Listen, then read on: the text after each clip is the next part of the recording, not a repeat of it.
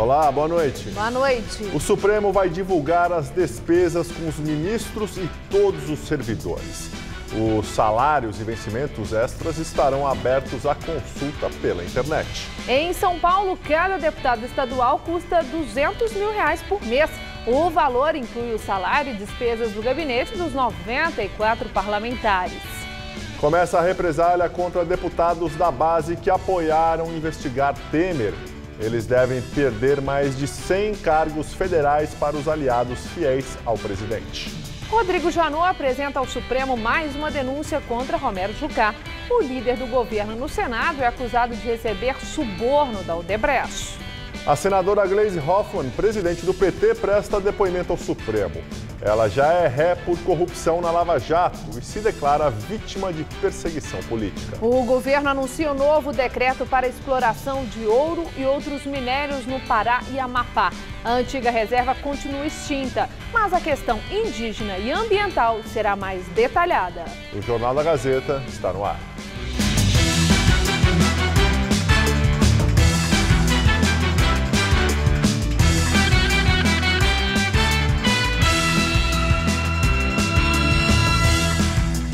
Em São Paulo, cada deputado estadual custa R$200 mil por mês. O valor inclui o salário e despesas do gabinete dos 94 parlamentares. Se a sessão, que começa lá pelas 2 da tarde, se estende até depois das 7 da noite, pausa para o lanche, por conta do contribuinte. Sanduíche, suco, frutas, queijo. Por ano, a conta com a refeição extra dos deputados paulistas pode chegar a R$383 mil. O contrato foi renovado em março. Mas perto de quanto o contribuinte gasta com salários, auxílios e benefícios, o lanche é até café pequeno. Cada deputado recebe por mês mais de R$25 mil de salário. O valor estabelecido por lei corresponde a 75% do salário de um deputado federal, que é de R$33 mil por mês. Tem direito ainda a R$ 2.850 de auxílio hospedagem. Outros 28 mil para pagar telefone, correio, combustível, material de escritório, assinatura de revistas, alugar imóveis e outras despesas do gabinete. Tem também uma verba de R$ 142 mil para contratar até 16 assessores. Total para cada deputado, quase R$200 mil por mês. Além disso, todos os 94 deputados paulistas têm direito a carro oficial, com toda a manutenção também por conta do contribuinte. Descobrir esses valores não foi fácil. A informação não aparece no site da Assembleia Legislativa de São Paulo, que é um dos principais canais de comunicação com a sociedade. A nosso pedido, a assessoria de imprensa enviou os números por meio de uma nota. Antes, nós tentamos também saber o valor do salário e dos benefícios de cada deputado junto ao Tribunal de Contas do Estado, que respondeu que também não sabe. No site, as informações são divulgadas de forma confusa. Na prestação de contas dos deputados, a lista das despesas aparece com o gasto totalizado. Só numa outra pesquisa é possível saber pelo nome quanto cada um gastou. No e-mail, o Tribunal de Contas do Estado, que é um braço do Legislativo, reconhece que parece existir uma tentativa de dificultar a transparência dos dados, desde o básico, diz o TCE. Como, por exemplo, não mostrar o nome do funcionário, apenas a matrícula na listagem de vencimentos. Falando nisso, a folha de pagamento da Assembleia, com os servidores ativos e inativos, só no mês de julho somou quase R$55 milhões. Por ano, a Assembleia Legislativa de São Paulo consome R$1 bilhão e 100 milhões. Eu acho que é muito dinheiro para pouco trabalho, né? E a gente não confia no nosso deputado mais, né? A maioria do povo não confia neles, eles não fazem o que ganham para fazer. Eu também acho uma vergonha. É muito dinheiro? Muito dinheiro. Imagina o salário mínimo. Você faz uma comparação entre o salário mínimo e o salário do canalha desse, é um absurdo. Em nota, a presidência da Assembleia Legislativa de São Paulo diz que o valor pago aos deputados está na Constituição Estadual e diz ainda assim que será determinada a publicação no site e que todos os demais reembolsos possibilitados aos parlamentares podem ser consultados também no site da Assembleia. Presidente do STF, Carmen Lúcia, determina que o site da Corte disponibilize em detalhes os contra-cheques dos ministros e servidores.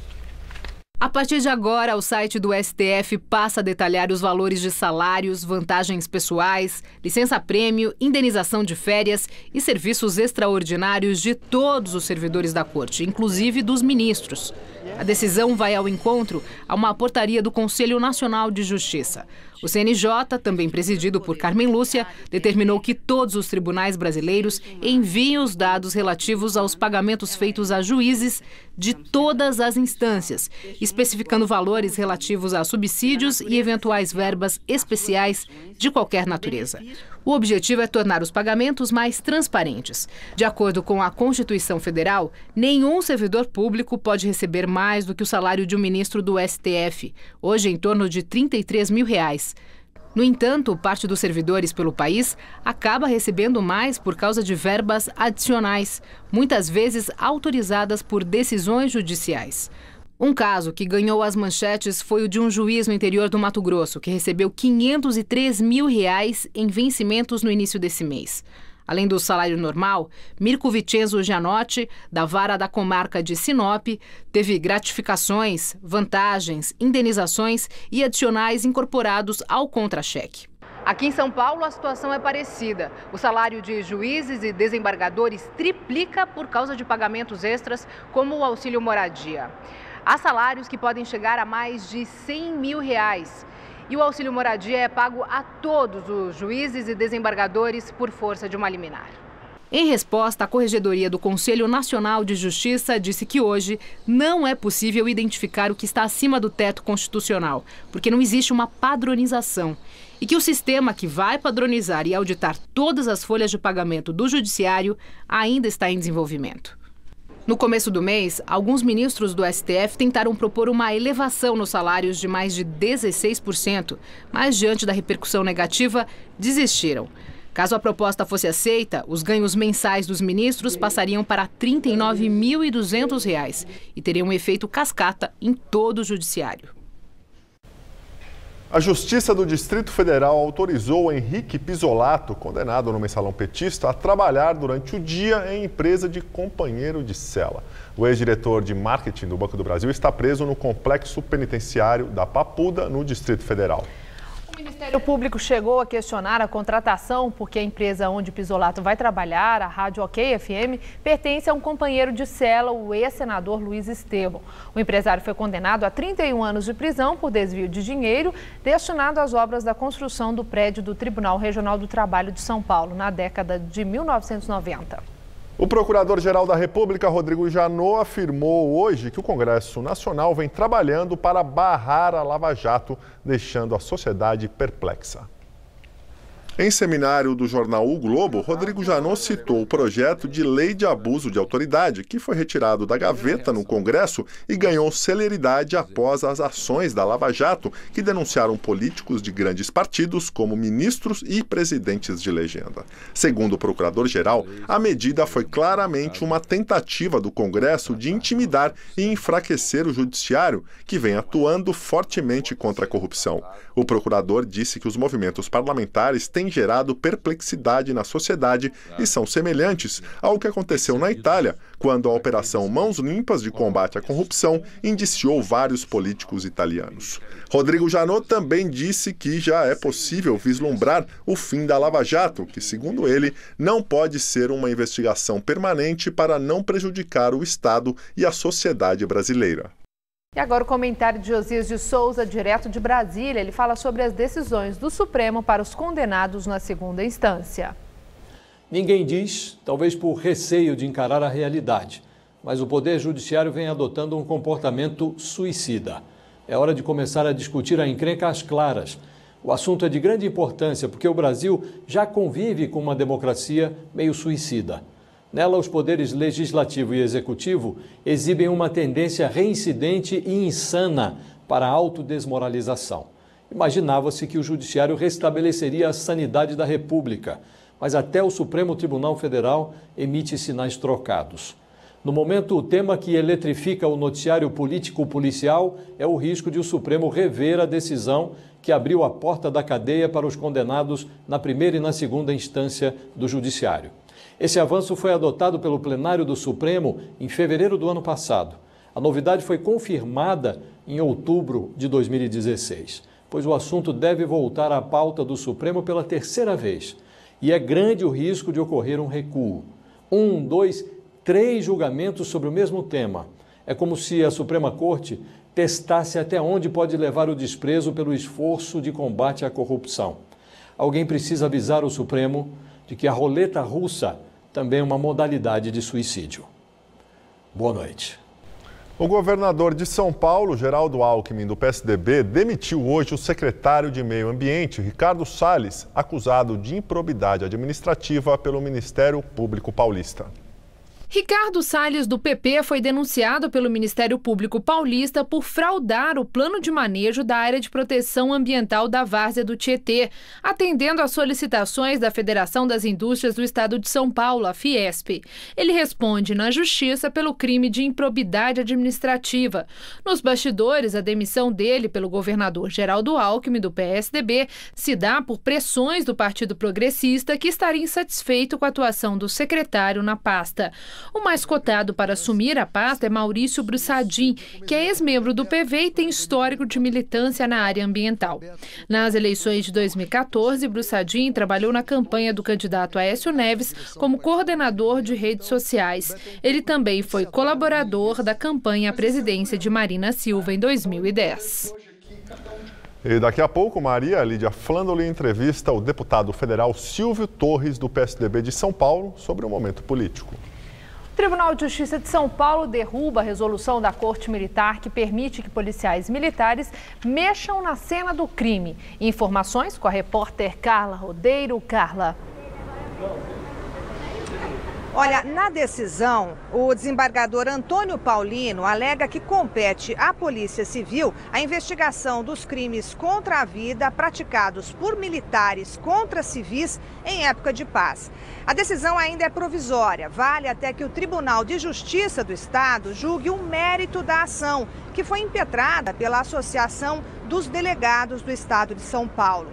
Na semana passada, uma resolução da Corte Militar permitia que objetos da cena do crime fossem recolhidos por PMs, sem a necessidade de esperar a perícia da Polícia Civil.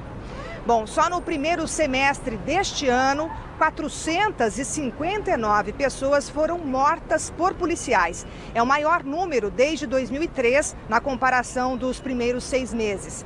Nesse mesmo período, 30 policiais civis e militares foram mortos. Alguns estavam trabalhando, outros de folga. É com vocês no estúdio. Muito obrigado, Carla. E o Conselho de Administração da JBS Friboi contraria o BNDES e manifesta apoio à permanência de Wesley Batista na presidência do grupo. Os executivos também rejeitaram o pedido de contratação de uma auditoria externa para apuração dos fatos narrados nas delações premiadas dos irmãos Batista. Em comunicado enviado ao mercado, a empresa disse que a mudança seria prejudicial à sua capacidade de recuperação comercial.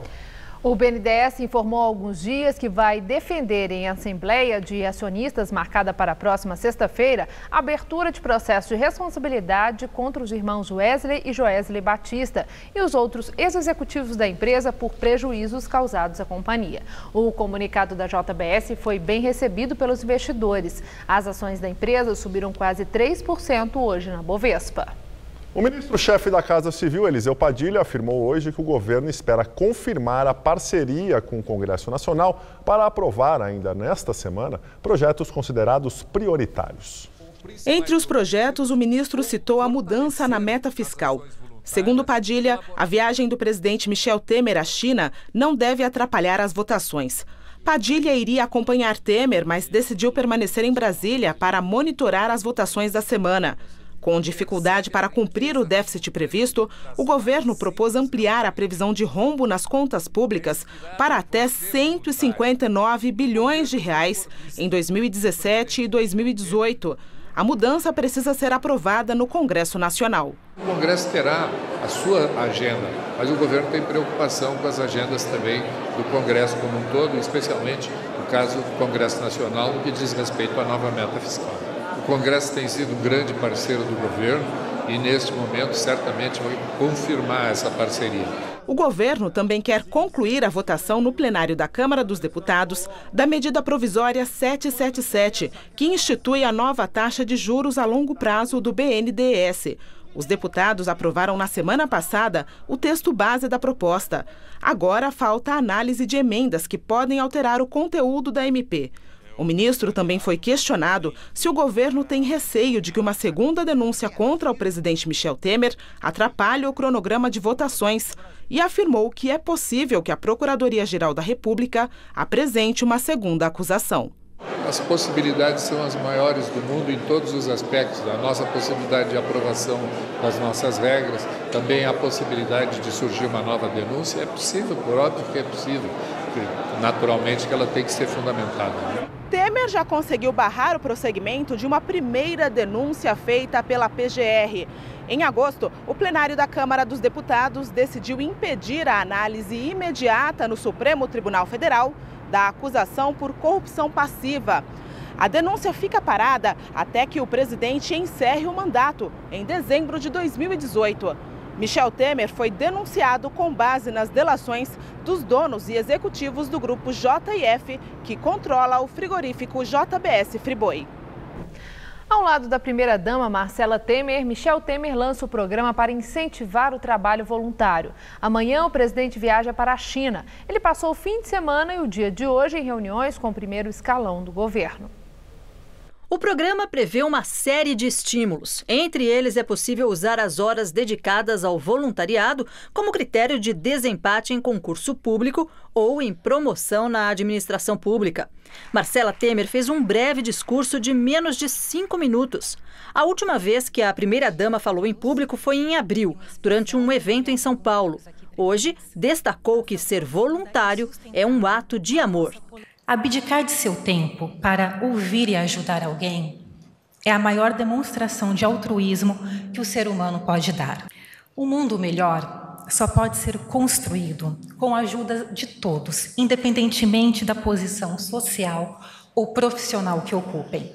Temer ficou emocionado ao ouvir um grupo de crianças que interpretou o hino nacional e destacou que elas deram um exemplo de patriotismo e disciplina. E após a ameaça da base no Congresso, que prometeu travar discussões importantes como o Refis, Programa de Refinanciamento de Dívidas Tributárias e a reforma da Previdência, o governo deu início ao plano de demissões de aliados de deputados que votaram a favor da denúncia contra Temer na Câmara. O número dos chamados traidores demitidos pode chegar a 140. Os cargos vão para parlamentares aliados. As demissões começaram na semana passada e atingiram o INCRA, a FUNASA e a Agência Nacional de Mineração. A decisão ocorre também em meio às expectativas de uma nova denúncia contra Temer, apresentada pelo Procurador-Geral da República, Rodrigo Janot, antes de deixar o cargo em 17 de setembro.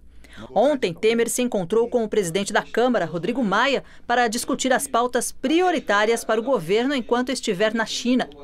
Hoje se reuniu com os ministros no Palácio do Planalto. A viagem do PMDBista deve inviabilizar a votação da PEC do Distritão e do Fundo Eleitoral. Na ausência de Temer, Maia assumirá o comando do país. Temer viaja amanhã para uma visita de Estado e participará da cúpula dos BRICS, o grupo que reúne Brasil, Rússia, Índia, China e África do Sul. Em entrevista à TV chinesa CCTV, o presidente afirmou que vai apresentar no país asiático a nova rodada de concessões e privatizações anunciadas pelo governo na semana passada. A intenção, segundo ele, é atrair investimentos para o Brasil. Em entrevista ao mesmo veículo de comunicação, o embaixador do Brasil na China, Marcos Caramuru de Paiva, disse que os dois países devem chegar a um novo acordo sobre vistos de entrada de 5 anos, durante a visita de Temer. A medida é para facilitar o comércio. Temer deve retornar ao Brasil somente em 6 de setembro, na véspera do feriado de independência. O prefeito de São Paulo, João Dória, do PSDB, encaminhou à Câmara Municipal da cidade o projeto de privatização da São Paulo Turismo, que inclui o complexo do AMB. A medida faz parte do programa de privatizações propostas por Dória, que prevê ainda a venda do Autódromo de Interlagos e a concessão do estádio do Pacaembu. A informação foi confirmada pelo próprio prefeito durante um evento na prefeitura em que a empresa Souza Cruz doou ao município 20 veículos seminovos para serem usados pela Secretaria de Assistência e Desenvolvimento Social. Além dos carros, a empresa de cigarros também disponibilizou 1000 beliches que serão usados nos programas voltados aos moradores de rua. A SP Tours é uma companhia de capital aberto, sendo que 97% das ações estão nas mãos da prefeitura. São 450 funcionários e uma receita anual de 250 milhões de reais. O maior patrimônio da SP Tours é o complexo do AMB, formado pelo pavilhão de exposições, o Palácio das Convenções e o Sambódromo. O espaço recebe 3 milhões e 500 mil pessoas por ano. Durante as perguntas dos jornalistas, o prefeito precisou interromper a entrevista.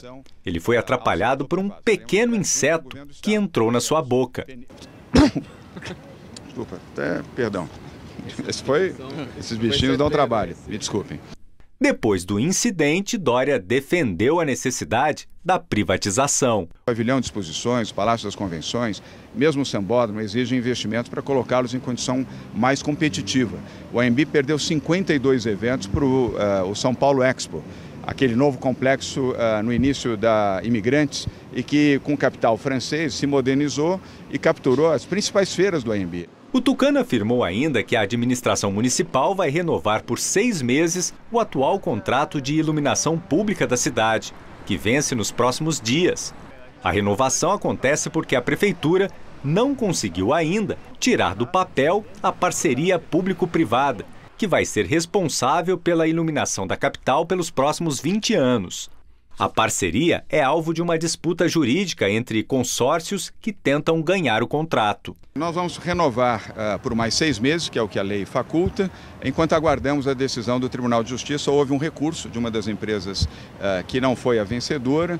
Esse recurso vai ser julgado pelo Tribunal de Justiça, acredito eu, em até 40 dias. E feito essa decisão, ou sim ou não, nós retomamos o processo. Durante a coletiva, o assunto mais uma vez foi a eleição para presidente da República no ano que vem. João Dória voltou a dizer que este não é o momento para falar sobre o assunto e que a questão será definida pela executiva nacional do PSDB em dezembro. O nome do prefeito de São Paulo vem sendo cogitado ao posto de presidenciável do PSDB, assim como o do governador Geraldo Alckmin, seu padrinho político. Eu entendo que, neste momento, ao governador Geraldo Alckmin e a mim, nos cabe administrar a prefeitura e o governo do estado. E é o que nós temos feito. O ministro do Supremo, Luiz Fux, acusa o Congresso de tentar enfraquecer o judiciário em resposta à Operação Lava Jato. Em entrevista ao jornal O Globo, o magistrado afirmou que o parlamento brasileiro tentou fazer reformas mirabolantes para enfraquecer as investigações da Lava Jato, comparando ao que ocorreu na Itália após a Operação Mãos Limpas. Fux, que será o próximo presidente do Tribunal Superior Eleitoral a partir de fevereiro de 2018, citou como exemplo a transformação das medidas contra a corrupção em lei de abuso de autoridade. E agora vamos ao comentário de política com Bob Fernandes. Gilmar Mendes fazia política no Supremo, concedia habeas corpus polêmicos e batia no PT. Então, Gilmar era amado, incensado e brilhava nas manchetes. Os que amavam e aplaudiam Gilmar Mendes hoje o odeiam e o atacam. Na Folha, Mônica Bergamo relatou: advogado amigo de Moro é acusado de intermediar negociações com a Lava Jato. Carlos Zuccolotto é o advogado amigo de Moro. padrinho do seu casamento com a advogada Rosângela, ex-sócia de Zuccolotto. Quem acusa é o ex-advogado da Odebrecht, Tacla Duran. Duran é acusado de lavar dinheiro e integrar organização criminosa. Tacla Duran tentou, mas não conseguiu fazer a delação premiada. Com dupla nacionalidade, refugiou-se na Espanha. Livre, Duran acusa. Zuccolotto, amigo de Moro, tentou negociação para melhorar os termos da delação. Zuccolotto respondeu: não existe verdade nessa história. Moro garante: seu amigo Zuccolotto é profissional, sério e competente. Moro lamenta a utilização da palavra de um acusado pela justiça brasileira. Cabe uma pergunta: o que é a palavra de todos os delatores da Lava Jato, se não a de acusados pela justiça brasileira? Em 29 de março do ano passado, Moro pediu desculpas públicas ao Supremo por ter vazado conversas entre Lula e Dilma. À época, Moro foi criticado por Zavascki e o ministro Marco Aurélio Mello foi duro e claro: isso é crime, está na lei. Ele, Moro, deixou a lei de lado. Moro acaba de dar entrevista ao New York Times. Esqueceu o pedido de desculpas, disse não se arrepender pelo vazamento das conversas de Lula e Dilma e acrescentou: a democracia ganha quando as pessoas aprendem o que seus líderes fazem nas sombras. O filme da Lava Jato estreia em setembro. O convite para alguns jornalistas incluía passagem e hospedagem. O juiz Gilmar Mendes agora experimenta súbita conversão, do amor ao ódio, de Supremo ao chão. Já Moro foi idealizado juiz supremo. São os amores, dissabores e contradições da República do Judiciário e de juízes escorados por manchetes. Boa noite.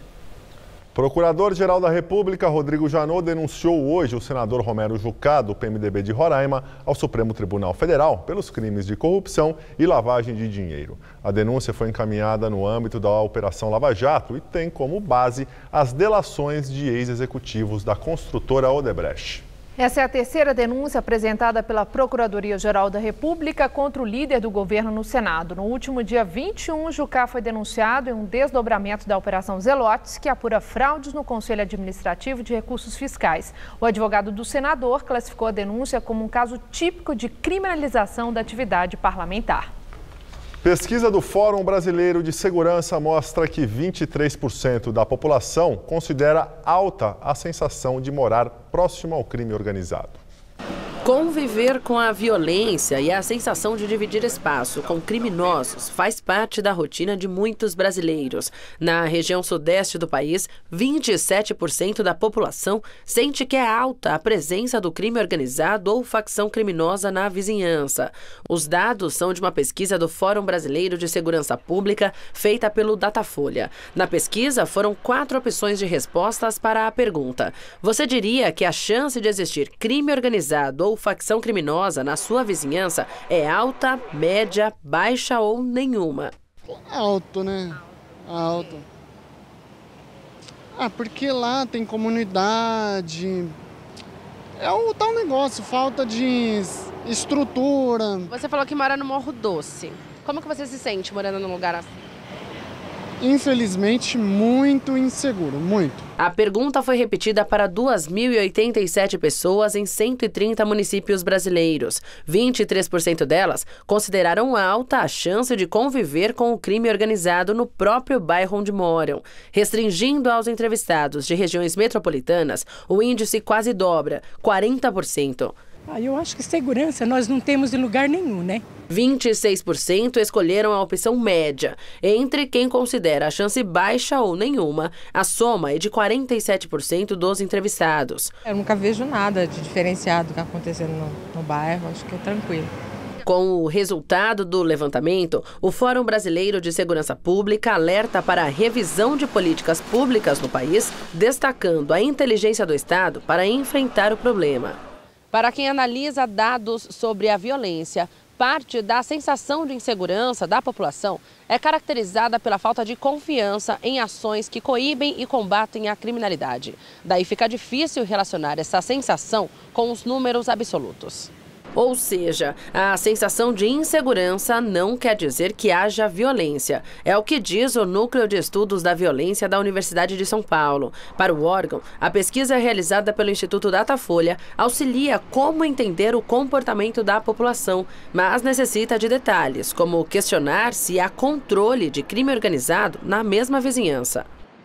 A Justiça de São Paulo tornou réus 18 pessoas que foram presas durante uma manifestação contra o governo Michel Temer no ano passado.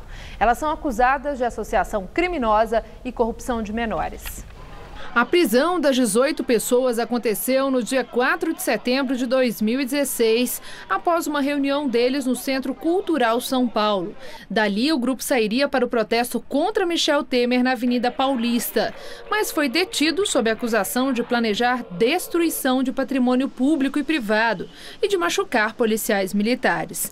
A prisão aconteceu graças a um militar do Exército que estava infiltrado no grupo e denunciou os participantes. Na época, então, o capitão William Pina Botelho atuou no protesto na capital paulista. William Botelho chegou a ser detido, mas não foi levado à delegacia. O grupo foi preso em flagrante. Tornados réus hoje pela Justiça, eles aguardam julgamento em liberdade e respondem pelos crimes de associação criminosa e corrupção de menores, já que vários adolescentes estavam entre o grupo de detidos. Em dezembro do ano passado, a Justiça Militar arquivou o inquérito que apurava a conduta do capitão infiltrado por entender que ele não cometeu crime. Em maio deste ano, William Botelho foi promovido a major do Exército. Coreia do Norte dispara novo míssil balístico que sobrevoou a região norte do Japão, mas caiu no mar. As informações são do governo da Coreia do Sul. O lançamento foi feito de uma região próxima à capital norte-coreana, Pyongyang. É a segunda vez em 4 dias que o país faz disparos, apesar de sanções e ameaças dos Estados Unidos. O governo japonês chegou a mandar mensagens de texto para os moradores do país para pedir que eles se protejam. A tempestade Harvey causa inundações sem precedentes nos Estados Unidos. 30 mil pessoas devem ficar desabrigadas e pelo menos 5 morreram. Segundo as autoridades americanas, o fenômeno é o maior desastre natural da história do Texas. As equipes de emergência têm enfrentado dificuldades para chegar às vítimas ilhadas, que foram orientadas a subir nos telhados das casas. Houston, a cidade com a maior população do estado, foi a que registrou mais desabrigados. Ruas e avenidas ficaram intransitáveis e carros ficaram embaixo d'água. No condado de Harris, uma repórter que fazia uma transmissão ao vivo ajudou a equipe de resgate a encontrar um motorista que estava dentro de um caminhão, já quase todo coberto pela água. Na sexta-feira, o Harvey chegou aos Estados Unidos como um furacão de categoria 4, o mais forte a atingir o Texas em mais de 50 anos. Depois, o fenômeno foi rebaixado para a tempestade tropical. O presidente Donald Trump deve ir ao estado amanhã para avaliar os danos. Ele declarou emergência no estado da Louisiana, que também está sofrendo com as chuvas. Ao todo, o governo estima que 450 mil pessoas devem solicitar algum tipo de ajuda por causa da tempestade. São Paulo tem registrado temperaturas de verão em pleno inverno. Com poucas nuvens, o sol brilha mais forte e hoje chegamos aos 28 graus agora no período da tarde. E amanhã pode fazer ainda mais calor. Vamos ver todos os detalhes na previsão do tempo com Luciana Magalhães.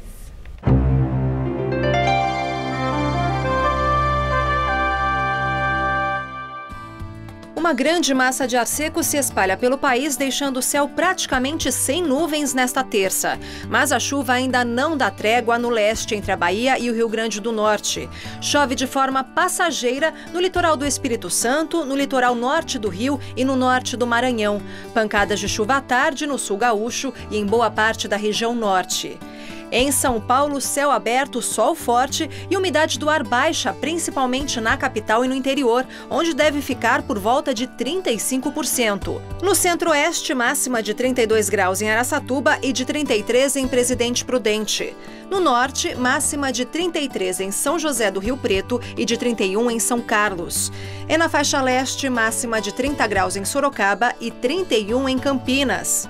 Na Grande São Paulo, o dia começa frio, mas a tarde esquenta rapidamente, com queda de temperatura novamente à noite. E na capital não será diferente, com tempo firme e seco amanhã e grande amplitude térmica, mínima de 12, máxima de 30 graus. Na quarta faz mais calor ainda, máxima de 32 graus. Mas na quinta o vento muda de direção, trazendo muitas nuvens e queda de temperatura, máxima de apenas 21 graus. Após muita polêmica, o governo federal anunciou hoje a edição de um novo decreto sobre a extinta Reserva Nacional de Cobre e Associados. Na última quarta-feira, havia sido liberada a exploração de mineração da área. Agora será feito um novo decreto detalhando o que poderá ser feito na região, preservando questões ambientais e indígenas. A reserva fica numa área de 4 milhões de hectares entre o Amapá e o Pará. Após 5 semanas de alta, o mercado prevê inflação menor para 2017. Segundo o Boletim Focus do Banco Central, a expectativa dos analistas entrevistados é que a inflação deve ficar, na média, em 3,45% este ano. O Produto Interno Bruto de 2017. O mercado financeiro elevou sua estimativa de crescimento para 0,39%. E agora vamos ao comentário de economia com Denise Campos de Toledo. O otimismo no mercado, detectado pelo relatório Focus, não é sem motivo. Tem relação com o comportamento recente dos vários índices de inflação e indicadores de atividade. A inflação tem mostrado uma evolução tranquila, mesmo com algumas pressões pontuais, como o reajuste dos combustíveis e a mudança da bandeira da tarifa de energia, que até vai voltar para a amarela, mais barata em setembro. E com a inflação rodando bem abaixo do centro da meta, dá para contar com um corte maior da taxa básica de juros, para 7,25%, que foi outro dado positivo desse relatório. Antes, a projeção média estava em 7,5%. A diferença é pequena, mas qualquer corte a mais nos juros tende a ter repercussão no crédito, o que é fundamental para impulsionar o consumo. E o consumo já mostra dados mais positivos que estão influenciando essa melhoria das projeções quanto à retomada da atividade. A própria equipe econômica já fala em uma retomada puxada mais pelo consumo do que pelos investimentos, como se imaginava. Claro que investimentos são imprescindíveis, tanto que o governo resolveu trabalhar mais na questão das privatizações, não só para reforçar a receita com as concessões de serviços e venda de estatais, mas também pelo impulso que poderá dar aos investimentos nas várias áreas. Quanto ao consumo, é bom lembrar, há uma combinação de fatores ajudando a recuperar o poder de compra da população. Nada excepcional, mas depois de todo o desarranjo que houve na economia, a combinação de juros e inflação mais baixos, a freada do desemprego e condições do crédito um pouco melhores fazem diferença, inclusive por permitir a redução do endividamento. Processo reforçado por medidas como a liberação das contas inativas, do Fundo de Garantia e do PIS/PASEF para idosos. Mais dinheiro em circulação, ajudando no acerto das finanças pessoais. Já dá para contar com uma evolução mais benigna do quadro econômico, ainda que com muitas incertezas, como o desequilíbrio das contas públicas. Eu volto na quinta, até lá. A senadora Gleisi Hoffmann, do PT, prestou depoimento hoje ao Supremo Tribunal Federal e negou as acusações contra ela na Operação Lava Jato, afirmando que não há provas. Gleisi também se disse vítima de perseguição política. O depoimento da senadora foi prestado na ação penal em que é ré pelos crimes de corrupção passiva e lavagem de dinheiro. Segundo a acusação, Gleisi, o marido dela, o ex-ministro petista Paulo Bernardo, e o empresário Ernesto Kugler Rodrigues pediram e receberam R$1 milhão desviados do esquema de corrupção que atuou na Petrobras. O dinheiro teria sido direcionado para a campanha eleitoral de Gleisi em 4 parcelas de R$250 mil. Todos negam as acusações. E agora as notícias do esporte com Estela Gontijo e Celso Cardoso. E lembramos que após o esporte, Maria Lídia entrevista ao vivo o deputado federal Silvio Rodrigues, do PSDB. O Palmeiras levou a melhor no clássico, subiu na tabela e afundou o São Paulo para a zona de rebaixamento no fim de semana, que também teve a surpreendente derrota do Corinthians em casa para o lanterna do campeonato, Celso. Pois é, Estela, boa noite. Assim como aconteceu diante do Vitória, o Corinthians voltou a perder em casa. Agora para o Atlético Goianiense, que está em último lugar no campeonato. Já o Palmeiras, 4º colocado, se deu bem diante do São Paulo. O Santos, terceiro na tabela de classificação, ficou no empate com o Cruzeiro em Minas. Vamos aos gols do final de semana. No sábado, o Corinthians recebeu o Atlético Goianiense na Arena Itaquera e o único gol do jogo foi marcado por Gilvan, diante de mais de 40 mil torcedores corintianos. Final, Corinthians 0, Atlético Goianiense 1. No Mineirão, Lucas Lima lançou copete em profundidade e o colombiano cruzou para Bruno Henrique fazer 1-0 Santos. O Cruzeiro empatou no belo lançamento de Lucas Silva para Rafinha e ficou assim, 1-1, placar final. Jogando em casa, a Ponte Preta abriu o marcador contra o Atlético Mineiro com Léo Gamalho. No segundo tempo, o Galo empatou a partida com Elias, pegando rebote após cruzamento de Marcos Rocha. Já no fim do jogo, Otero cobrou falta com perfeição e decretou a virada do Atlético fora de casa, 2-1 Galo. No Clássico Paulista, o São Paulo saiu na frente diante do Palmeiras, nessa enfiada de bola de Lucas Prato para Marcos Guilherme. O empate do time da casa veio com William, que também fez o gol da virada do time de Cuca, 2-1. O São Paulo ainda empatou com Hernanes, chutando no canto do goleiro. Masqueno fez o dele e ampliou para o Palmeiras. No final, Johan fez o quarto e definiu o placar. Palmeiras 4, São Paulo 2, placar final. Apenas uma correção, depois do esporte, Maria Lídia entrevista o deputado federal Silvio Torres, do PSDB, tá bom?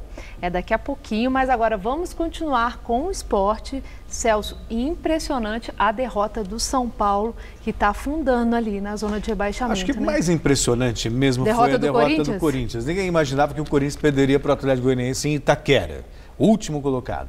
O São Paulo ainda perdendo um clássico. Teve chances para fazer a vitória, teve uma bola na trave do Cueva, um gol incrível que o Rodrigo Caio perdeu. Depois, num lance absurdo, 3 jogadores de São Paulo contra 2 palmeirenses, o Marcos Guilherme tentou a jogada individual, perdeu, o que resultou no terceiro gol do Palmeiras. Agora, a realidade de segunda divisão para o São Paulo, ela realmente é cruel. Complicado, né? Pode acontecer. E hoje foi dia de apresentação da seleção brasileira em Porto Alegre, né, Celso? Quinta-feira tem jogo contra o Equador na Arena do Grêmio em Porto Alegre pelas eliminatórias da Copa do Mundo. Com 33 pontos ganhos, o Brasil já está matematicamente classificado, embora restem ainda 4 rodadas para definir as vagas para o Mundial da Rússia no ano que vem. Chegaram hoje em Porto Alegre, na concentração da seleção brasileira, os atletas que defendem o Paris Saint-Germain. O lateral Daniel Alves, os zagueiros Thiago Silva e Marquinhos, além da grande estrela Neymar, recém-contratado pelo clube francês. Na noite de ontem foi a vez dos jogadores que atuam no futebol brasileiro serem recebidos no hotel onde a seleção está hospedada. Atacante do Grêmio, Luan, comemorou o fato de defender a camisa verde e amarela na capital gaúcha. Não podia ser melhor estar aqui na minha cidade, onde eu moro. E estar representando a seleção é um momento muito feliz para mim. Campeão com o Brasil nas Olimpíadas, essa é a segunda vez que o atacante é convocado para o time principal. Foi em janeiro, né, um amistoso. Fiquei feliz por poder jogar. E agora está jogando umas eliminatórias, está sendo convocado, está podendo ajudar. Eu vou procurar dar o meu melhor para que a gente consiga essas vitórias. A seleção se prepara para os confrontos contra Equador na quinta-feira e a Colômbia no próximo dia 5 de setembro. Por hoje é só, Estela. Muito obrigada, Amanhã. Celso. Boa noite. Mais. É com você, Gabriel. Em delação, o ex-governador do Mato Grosso, Silval Barbosa, confessa ter intermediado o repasse de 4 milhões de reais a pedido do atual ministro da Agricultura do governo Temer, Blairo Maggi, e do ex-prefeito de Cuiabá, Mauro Mendes.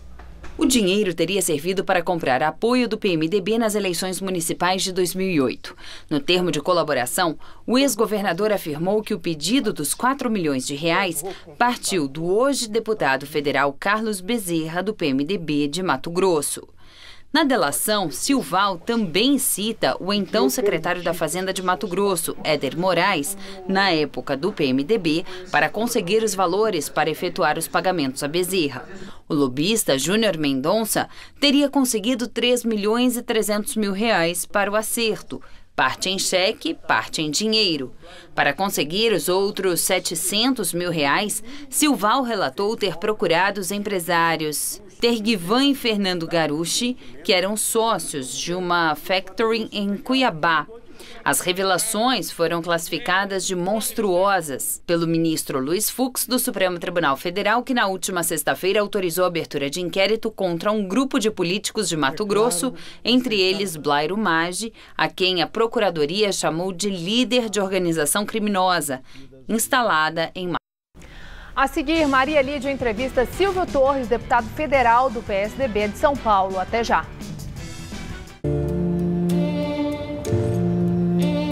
E se a gente tiver um filho? Será que é a hora certa? Eu não sei se eu tô pronta. Quer saber? Tá na hora da gente tentar. O importante é seguir seu caminho. No Bradesco Prime, você conta com atendimento personalizado e especialistas em investimentos e na gestão de patrimônio. Na hora de investir, escolha um banco em que você confia. Bradesco Prime. Seu caminho é Prime.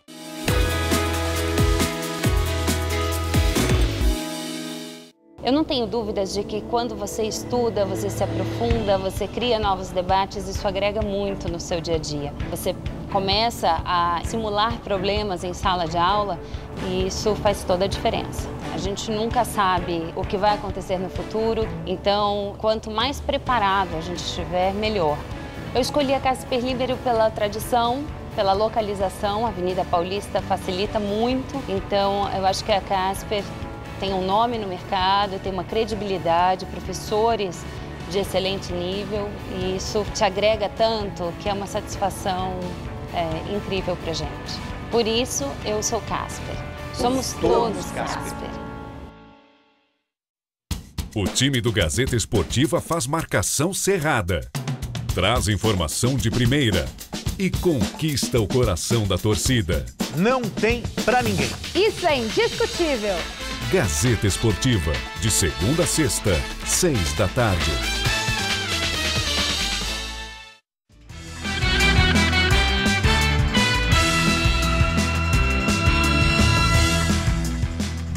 Vamos agora à entrevista do dia com Maria Lídia Flandoli. Entrevista o deputado federal do PSDB, Silvio Torres, que já está no 6º mandato e é secretário nacional do PSDB. Eu lembro que Silvio Torres é um tucano histórico e foi prefeito de São José do Rio Pardo, em São Paulo. Muito obrigada, deputado, por estar conosco. Bom, o PSDB decidiu que Tasso Gereissati continua presidente do partido até a próxima convenção, que vai ser em dezembro, e aí se define o presidente do partido e não uma presidência interina, certo? Bom, acontece que Tasso não é uma unanimidade. Há parlamentares tucanos que não estão satisfeitos com o Tasso Gereissati, já expressaram que não aceitam, eles já ameaçaram até se juntar ao PSB e de repente uma revoada para o DEM, e houve até quem dissesse que o PSDB poderá implodir, esvaziar, que foi o caso de Marcos Pestana, de Minas Gerais, parlamentar mineiro. O PSDB está correndo esse risco? Não, de maneira nenhuma, Maria Lídia. Primeiro porque é uma situação que nós estamos vivendo agora de muita desorientação, muita conversa, muita polêmica, e o PSDB acaba sendo envolvido em tudo isso, né? Então, o que seria uma discussão interna, o que seriam pontos de vista diferentes, acabam sendo repercutidos, multiplicados pela mídia e passam a impressão, muitas vezes, que o PSDB vai poder implodir. Não tem a menor chance.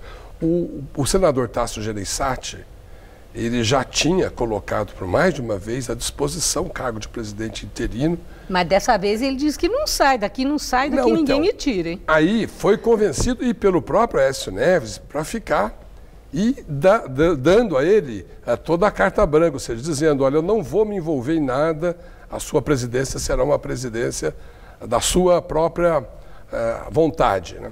E o partido, ainda que você tenha mencionado uma ou outra uma outra pessoa que não goste disso, Maria Lídia, mas o partido, na sua totalidade assim, de lideranças, praticamente, está fechado com esse calendário que começa agora em outubro com as convenções municipais. Em novembro teremos as convenções estaduais que elegerão os delegados que em dezembro, no dia 9, na Convenção Nacional, escolherá a próxima Executiva Nacional. A outra questão polêmica é ficar ou sair do governo Temer e vocês já declararam que, e quando eu falo vocês, é na Executiva, o comando do partido, que isso já é assunto encerrado. Isso quer dizer o quê? Que o PSDB continua no governo Temer e com os ministérios que dispõe? Isso quer dizer que o PSDB mantém o compromisso que assumiu quando os seus ministros foram ocupar os cargos convidados pelo presidente Michel Temer e não, obviamente, o PSDB, não foi o PSDB que pediu esses cargos. E o que nós temos repetido, é o que tem repetido o presidente Tasso e todos nós. Os cargos são do presidente.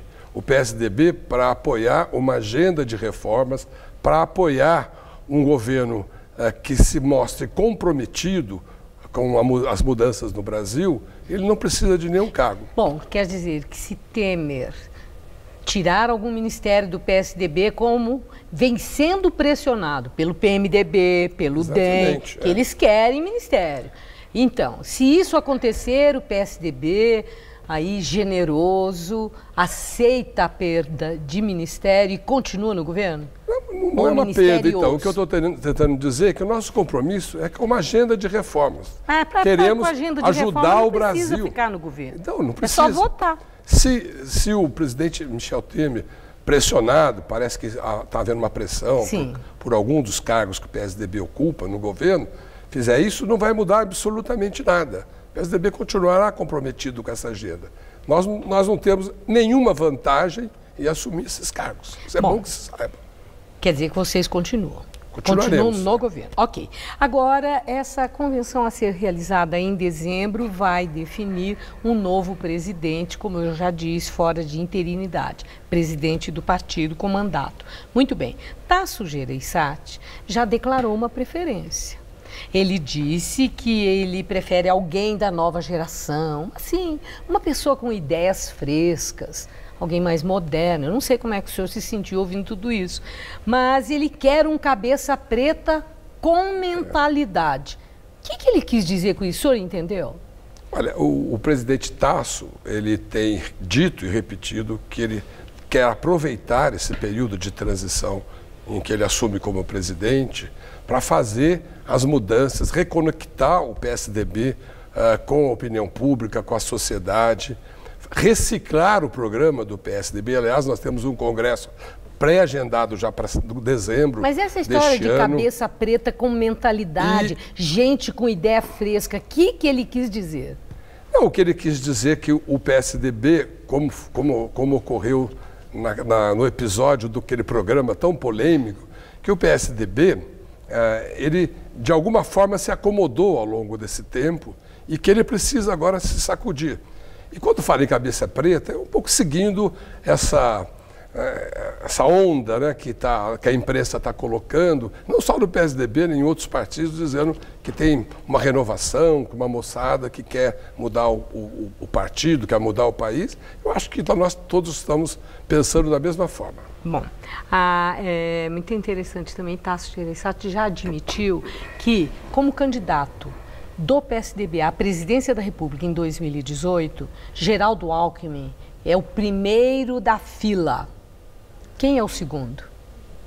Eu não sei se vai ter um segundo, né? O que ele disse é que ele está em sintonia com a maioria do partido, das lideranças do partido, que acham que o governador Geraldo Alckmin, por toda a sua experiência, por toda a sua capacidade de enfrentar crises, de superar crises, a sua determinação, a sua coragem, né, de fazer as mudanças, ele tem sido visto como uma opção para o país num momento de uma crise tão grave.